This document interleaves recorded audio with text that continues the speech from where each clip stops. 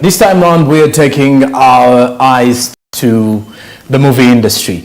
We're going on ground with Andrew Barije, and this time around he's with Richard Mulindwa, who is a content creator, filmmaker in Uganda. And he's going to be giving us an insight of Uganda's movie industry and just recently the allocated funds and also the Uganda Film Festival. Barije, Andrew, take this away. Hello, good morning. Welcome to Smart Means Business on the Ground. And actually today we're going to talk about the entertainment industry as we want to assess its contribution to the economy of Uganda. And when you look at the budget allocation, because the entertainment industry follows under the Ministry of Gender, the proposed budget was 180, but the actual allocation was 120 billion. So that puts a deficit of about 63 billion Ugandan shillings to the Ministry of Gender, and that is causing quite a great hindrance. And we wanted to see whether that money can really be enough for them and how best it can be distributed to make sure that it's enough and it can accommodate the entire industry throughout the year. Entertainment industry employs quite so many Ugandans, and so many have been able to get a livelihood through the entertainment. So that shows you that it's a really a very big business. And right now, today we are in Lunguja, Chitunzi, with one of the greatest movie directors, and is going to be taking us through what really the contribution of this sector to the economy of Uganda. And right here with me is none other than Mr. Richard.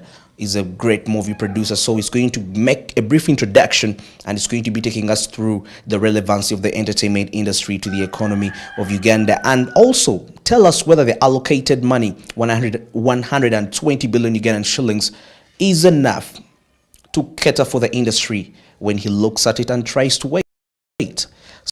So let's get into Richard. How are you? Good. I'm happy to be here.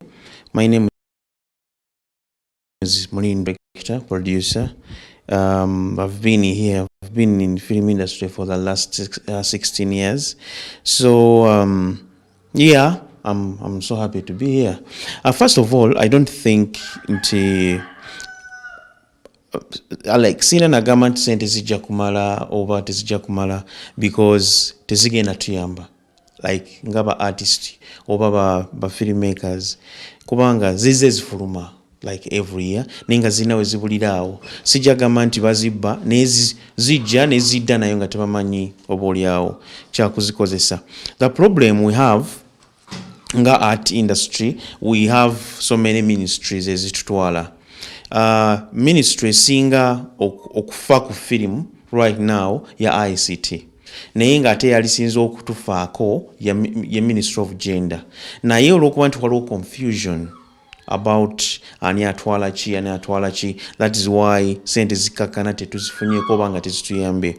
I think bano abantu bamanyi nti yes, art industry weri, film industry weri, but tebamanyi dynamics, tebamanyi oba mugaso ki art industry gwesobola okugatta ku Uganda.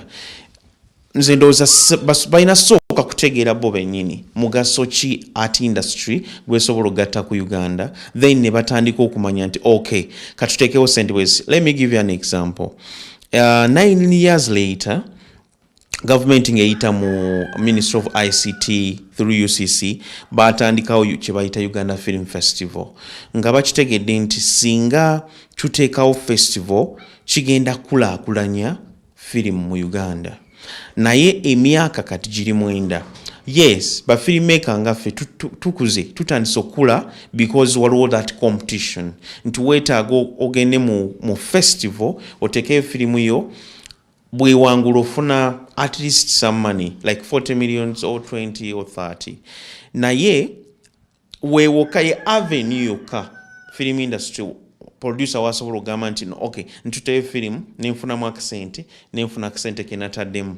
Wabula festival bwegwa omwaka mulamba toddamu kuwulira about film nti kibanga okuyiwa omunnyo ku mazzi ku nnyanja, tewabeerawo nti tuli mu kuzimba yes mnganzo omuntu mubeera mu nzimbi because waliwo competition and all that naye tewali firimu walala wegenda ogenda omuntu ali Masaka Embaale Kapcholo wa tamanyi nti ne film industry gyeri so sente zijja kusigala zifuluma buli mwaka naye wateekeddwa okubaawo policy eziraga nti okay film industry weeri tugenda giyamba bwe tuti in terms of copyright in terms of marketing why not kubaawo policy last week but one I was in South Africa nentukako ku TVM bagitwa BT Nickelodeon bali wamu netubabuuza you guys can't you buy foreign content because we are producers from Uganda naye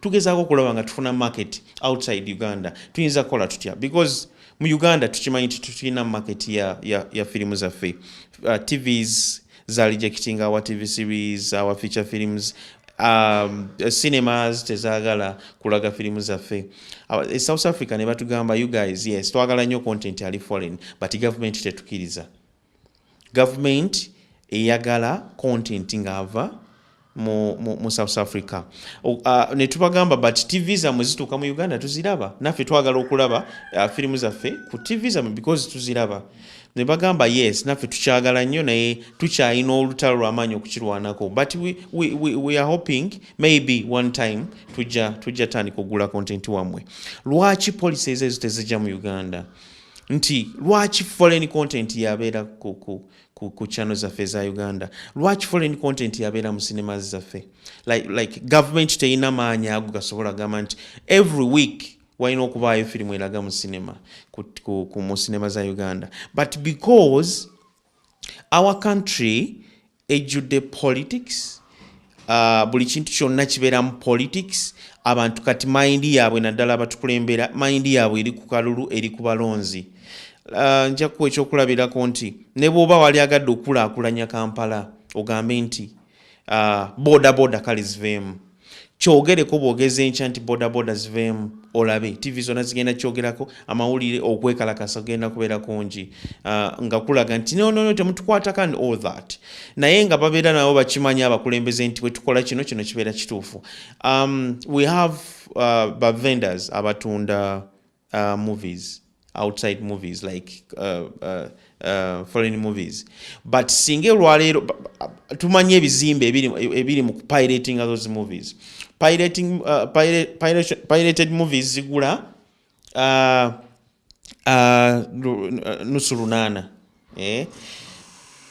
ekitegeeza firimu ya Uganda tojja sobola kugitunda nusingi lunana because oli agifunye ku bwereere ku computer tolina bwogenda competinga nayo naye bw'onoogamba nti abantu abo obatereeze like babeere streamline bulungi batandika okutunda authentic work tebajja kukkiriza tulina ebitongole bisatu ebisobola okutereeza abantu abo one UCC evunaanyizibwa okuwa license omuntu yenna kebe TV tebasobola kuwa license ng'ebintu byolaga tebiri authentic bakuwa license ng'ebintu byolaga biri legit ng'olina n'endagaano zaabyo TV zaano zilaga pirated movies cinemas toyina kulaga firimu gy'otayinaako bwannannyini copyright ebibanda and all the local bibandas and n'amaduuka gano agatunda movies UCC yalina okuwa license but tewali n'omu alina license kuba batunda firimu ezo abamu abalina license still bakola ebintu ebitali authentic naye UCC etunudde butunuzi why because waliyo munene waggulu abagamba nti no mubaleke musooke mubaleke balina obululu bwaffe bungi singa ono bakwatako enkya nga bambala t-shirt za yellow nga bagamba muzeeyi baba no batugamba tulembeke baba no batulemesa biki muzeeyi ng'agamba eri nti musooke mubaleke ogwo mwaka nga guyitawo omwaka oguddako tuba tuyingidde politics tuba tuyingidde okulonda kitegeeza tebajja bakwatako egyo emyaka emirala 5 nga giyitawo so yes tewali yatutuma kuyingira firimu tewali yatutuma kubeera ba artist like it's a talent naye tuliteekeddwa okuganyulwa mu ggwanga lyaffe like tulina okubeera protected because tuli bannayuganda naye tetuyambiddwa oba sente zafulumye oba ntono oba nyingi tolina nabusobola gamba nti ntono oba nyingi because tezigenda tuyamba tezisobola zijabulira awo oba zisigaleyo ziddeyo kubanga tezigenda kutuyamba awantu wokka wakyatuyambyeko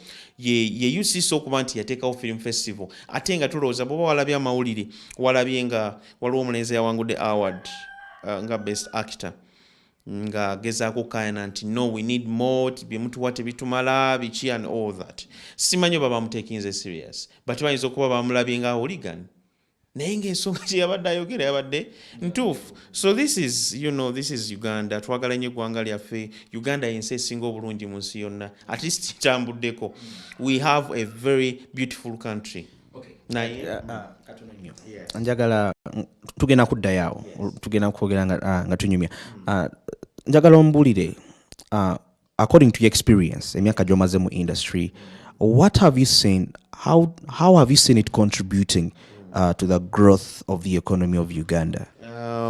Of course, film industry contributing ze kyamaanyi nnyo kanjogere ku film industry neme kwogera ku art industry because art kiri wide film industry contributing ze kinene nnyo ku economy ya Uganda. Why? Me Mulindwa Richard, I have 70 people here. 70 tulina TV series ze tukoze of course ziraga tusasula omusolo and all that nabo tubasasula kitegeeza abantu ab'ensanvu bayina families zaabwe nabo kitegeeza nabo bayina abantu be bayamba that is your contribution ku Uganda. Waliwo abantu abalala abatali Mulindwa Richard, waliwo producers abalala nabo bakola ekintu kyekimu nabo bayina abantu n'abasinga ku bange tewali kintu mu nsi yonna ndooza kisinga kuwa mirimu nga film industry mu nsi yonna but just because abatukulembera tebannaba kukitegeera tebannaba kukiraba nti film tutunulira Nigeria film industry kyekyokubiri kuyingiza sente amafuta ge gasooka. In fact kati film zisinga Netflix kasitayajja kati film zisinga n'amafuta okuyingiza sente. Lwaki ffe balowooza nti nezaffe teziyingiza sente? Because first of all tetuli protected. Ba producer tebawera 20 abasasula omusolo naye nga tetusasula omusolo mungi. Nze maze emyaka nga 3 nga buli mwezi ku series ange bantemako like more than 4 millions per month.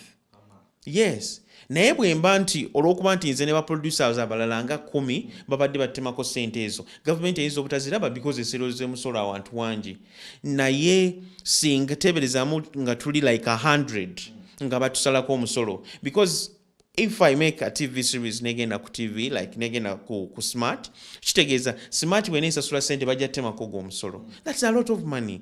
So government ino okutunulira nti film industry oba film sector eina sente empitirivu nnyo government zeri mu kufiirwa right now ng'efunamu mufa abatono naye nga twali badde ate bangi beefunamu. So I think film industry ina kye contributing ze kyamaanyi naye tekinnaba kulabika because they think tukyali mu kula bukuzi naye nga ate tulowooza nti tukuze tunakula pakaddi tulowooza nti tukuze singa tunabeera protected. Tetuli protected, tetuli streamlined. Tulina a lot of ministries ezitutwala, Ministry of Gender, Ministry of Culture, manya Ministry of Gender of course ye culture, Ministry of ICT nabo bakayana. National Cultural Center gamba nedda nze ntwala film, UCC gamba nedda nze ntwala film, URSB gamba no nze ntwala film, Media Council egamba nedda nze ntwala film. We are confused. Tetumanyi wa kuddukira because bwogenda ku Media Council bagamba tosobola teeka firimu yo ku katale nga tebagisoose kugirabamu teri censored. Ne bagamba okay abo ne babeera awo. UCC tosobola kuteeka firimu ku katale nga tebakuwadde license. URSB oyina ogendayo ku registaringayo yo copyright law. You understand? Kitegeeza ate URSB yeyina omulimu ogw'amaanyi okusobola okuba nga etuyambako ku copyright but they tebalina kye bakola. Yes, so I don't know. Yes, art tumwagala and nkimanyi bannayuganda bali agadde okulaba art waffe ne firimu zaffe tabatuukako just because tewali policies zisobola kutuyamba kuba tusaako content ono. Eggwanga lyaffe tulinga like abantu balinga abaaligabana, buli omu afuna waafunye nga asirika nga yeeriira ssente. Abantu tebaagala ggwanga lyabwe. You understand? But singa tulina bannayuganda abaagala eggwanga lyabwe, singa tuli wala nnyo, twalibadde happy nti at least mu Uganda tukola firimu. Firimu twazirabanga bulabi ku TV ne tugamba oli muzannyo oli. Nze njagala nnyo ogenda e France because waliwo ekinaala ekyo ekiwanvu kyendaba mu firimu.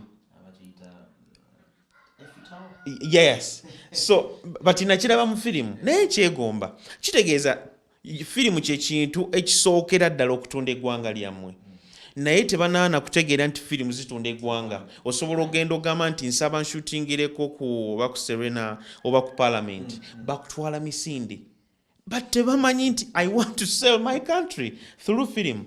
So Uganda, I am proud to be Ugandan, but I'm not happy to be in Uganda. Okay, he has made some of the very, very, very crucial points. And actually, I've also learned something, that actually a movie can sell your country. You know, I didn't know that. I've just learned that from him just right now. And he talked about policies that should be put in place.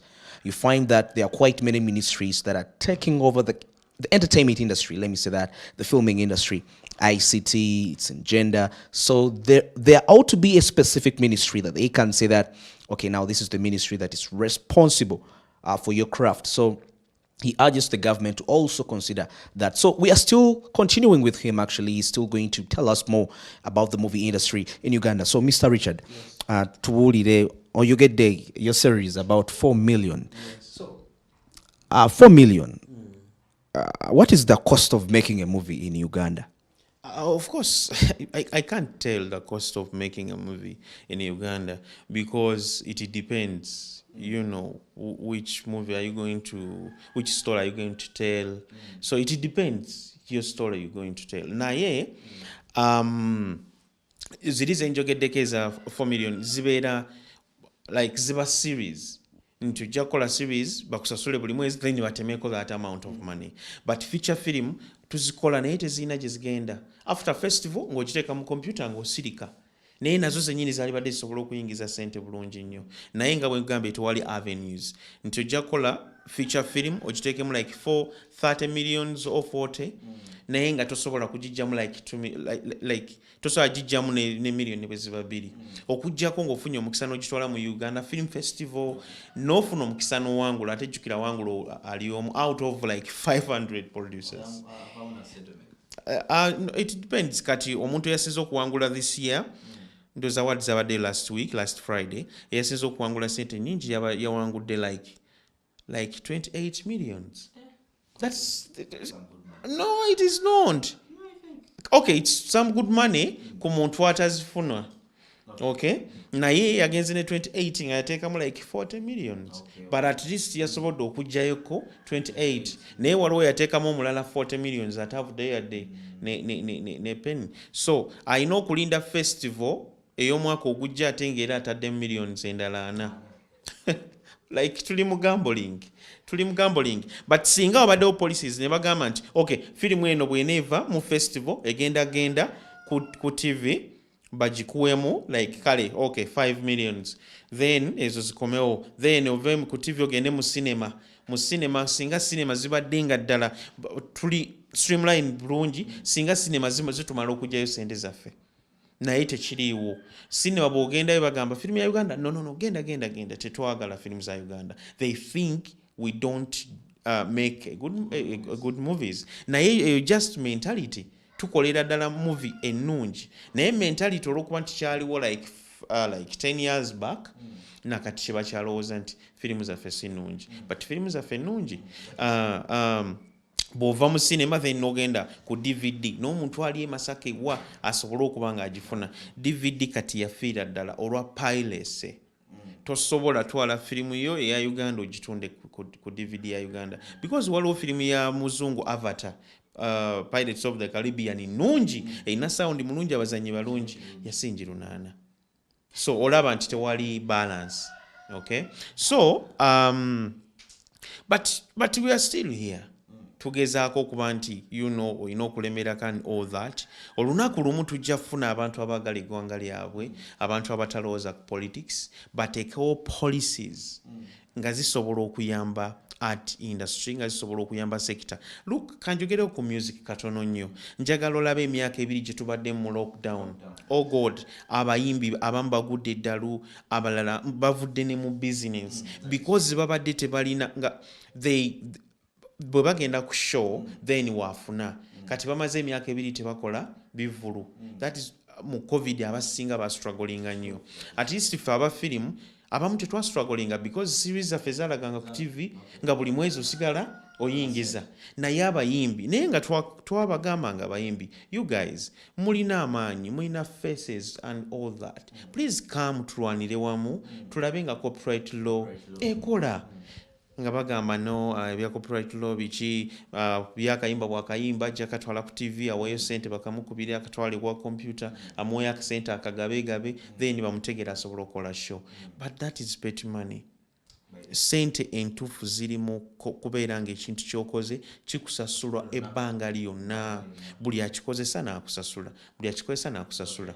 They are trying kati bagezaako kupushinga olw'okuba nti COVID yabayisa bubi kati abayimbi bagezaako kupushinga copyright but I don't know oba banasobola okukyakiivinga naye nga Mukama atuyambe.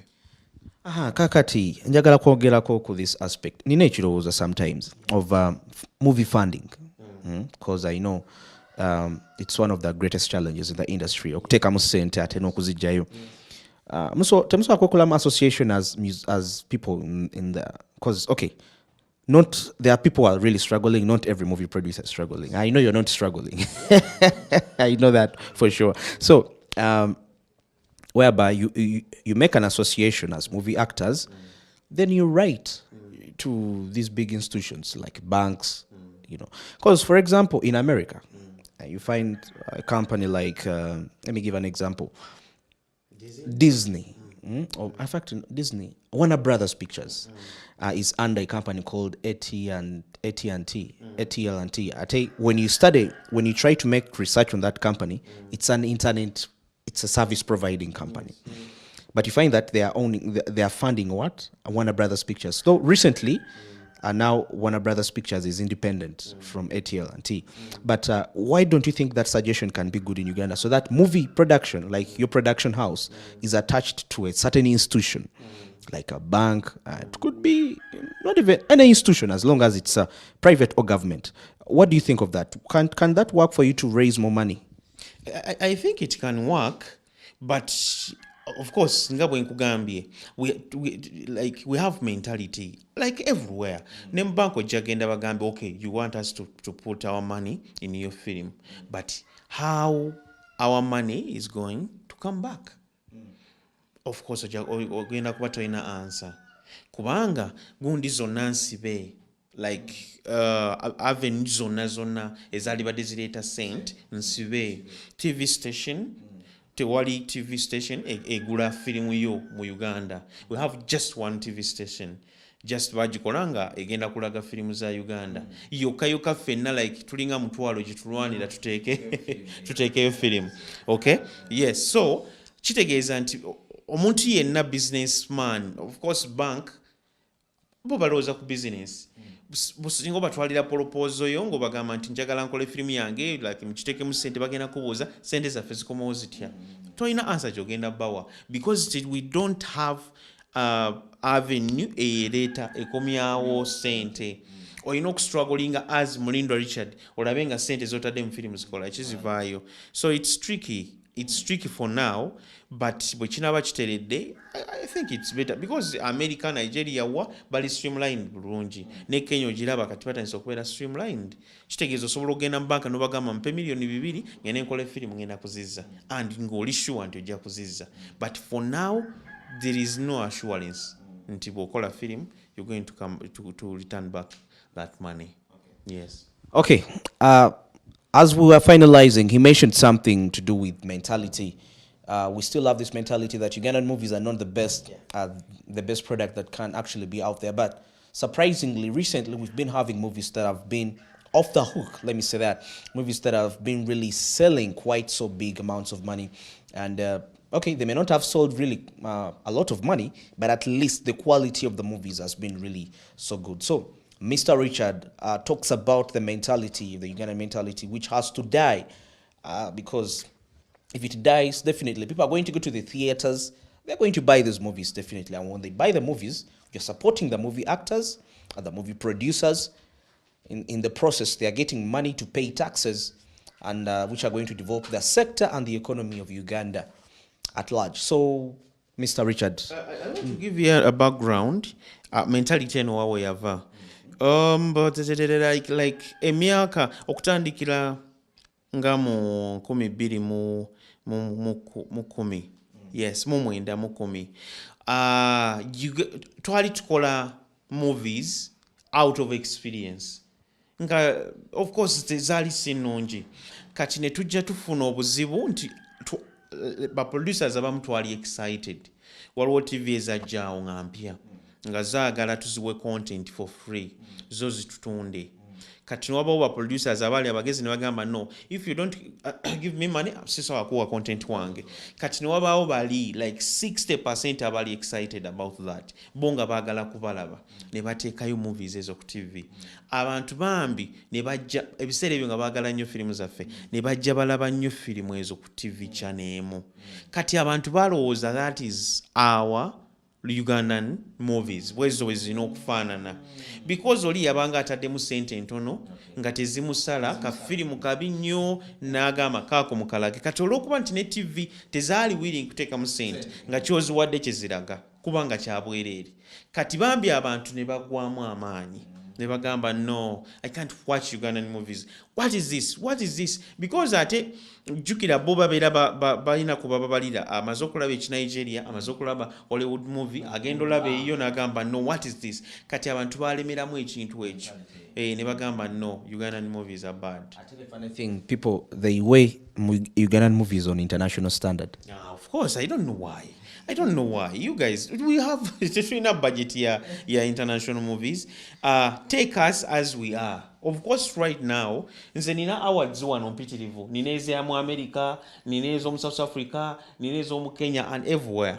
Because ngeze nenvuganya nabo nemba wangula. Kitegeeza content wange mulungi naye tebamulaba because tewali sina wengenda mu batusizaako distribution channel nfu TV station tewali ajja kulaga firimu zaffe so bambi bali eyo kati bamanye ekintu kimu ziri firimu ze balabanga edda balowooza nakati bwezi